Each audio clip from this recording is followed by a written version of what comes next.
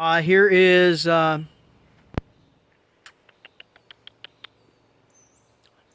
know, quick update. Here's where we're at. I was able to dodge some raindrops this morning after a brief interruption. I had to take everything down, set everything back up. You know, it's one of the hazards of having a workshop that is this big.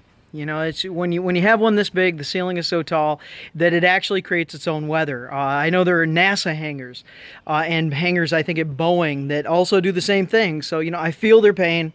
I have felt their pain this morning that it's just that large. But hey, you know, I'll take the view with, you know, the problems that arises.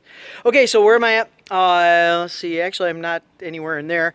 I used this setup here, which will be nice to see go away as a permanent setup for using sawhorses. I have better sawhorses than these $20 a pair plastic horses, but I like them. I mean, they're very inexpensive, they're very light, they're functional, and they're stable once you put a couple of 2x4s in the receiver slots. But anyway, here, hey, huh? Starting to look like something. This is what I'm talking about. So I was able to manage to dodge enough raindrops to cut the surface, the table surface actually, down to its 3x7 size, and also this one 3x7 size. The size actually looks okay to me. I don't know a reason why the 7-foot versus the 6 won't function.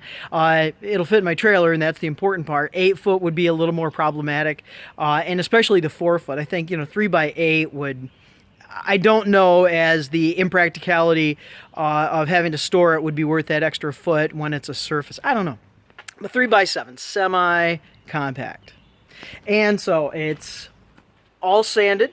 Everything, of course, is routed. So, you know, I've got my hinge holes. I'm sorry, where am I looking at here? Here I am.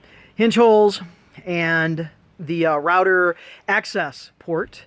Then over here, of course, the other set of hinge holes. And if I step back, you can see that it's working very well at the moment with the handmade sawhorses that I have, which I'm really excited about because there is material storage on both sides, which is really, I like that option for any longer stock. It keeps it up off the ground, and everything would be easily tarped with a better tarp than what I have now.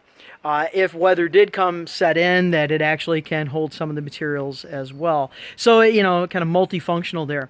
So I'm excited. The one concern I do have, anyone building this, I would imagine that this would be your concern too, that I have the sides and the spreaders all cut.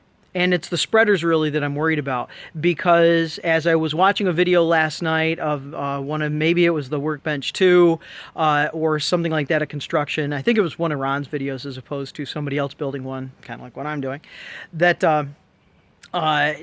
if you assemble it and your frame is wider or longer, I guess, than your bottom or your top, then it becomes much more problematic to make everything fit. Otherwise, your sides are proud of your top or bottom, and that is difficult to sand all of that and get that all flush. And, you know, flush, you know, if you're going to build a bench, you know, you can live with it, but it would be nice to make it look like you really put the effort in that you certainly did. And I'm personally thinking of that. So with this, I am not too concerned, but I think I'm going to do a kind of a quick put together of the frame, and then just make sure that at least with this, it's setting inside, it'll flush up, that it's not going to be proud of anything. Because at this moment, I can actually take the spreaders and I can take a blade off if necessary, or less than that, you know, just a hair, to make everything fit. So I am concerned about that, and that is one thing that I'll probably do.